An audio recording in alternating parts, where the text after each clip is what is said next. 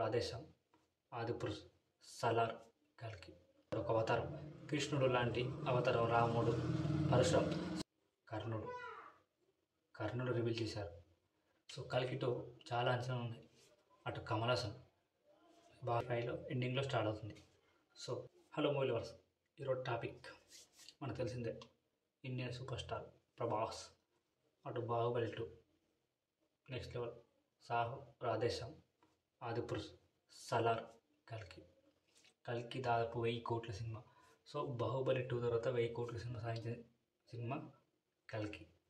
So Baahubali 2 తర్వాత ప్రభాస్కు 1000 కోట్ల mark చాలా కష్టమైంది, కానీ కల్కితో అది ఫుల్ఫిల్ చేశాడు. సో ఇప్పుడు కల్కి 2 రాబోతుంది.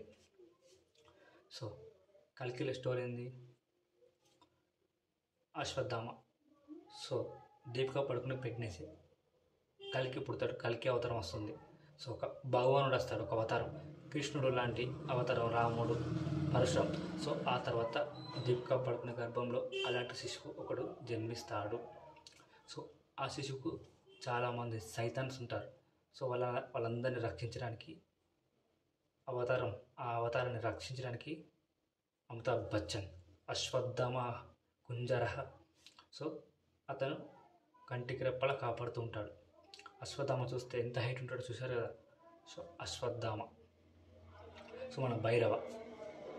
సో కాంప్లెక్స్లోకి వెళ్ళాలని మన భైరవకు చాలా ఇది ఉంటుంది. సో మన భైరవ అంటే మన శివుడు అనుకున్నాం. సో ఎందుకంటే ఈ మొదటి పార్ట్లో భైరవ, అశ్వత్థామ, దీపిక పడుకొని కమల్ హాసన్ గురించి చూపించారు. కానీ మనం కల్కిల క్లైమాక్స్లో కర్ణుడు రివీల్ చేశారు. సో సెకండ్ పార్ట్లో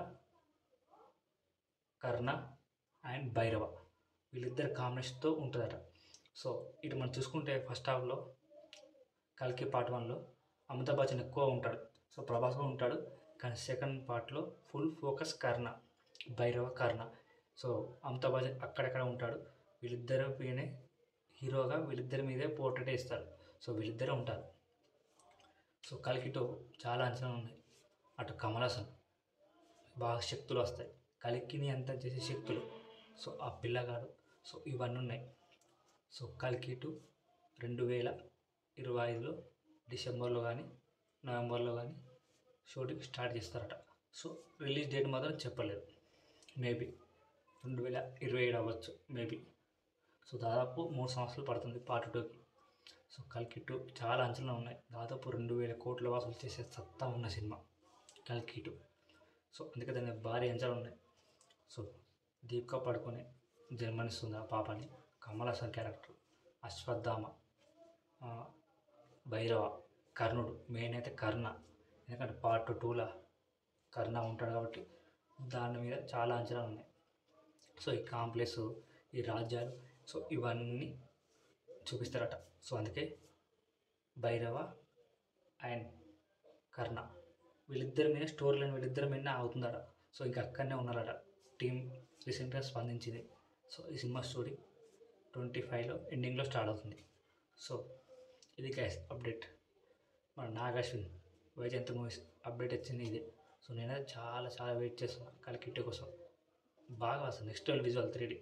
సో ఈ ఛానల్కి కొత్త వచ్చిన వాళ్ళు లైక్ చేయండి, షేర్ చేయండి, సబ్స్క్రైబ్ చేయండి. జై హింద్.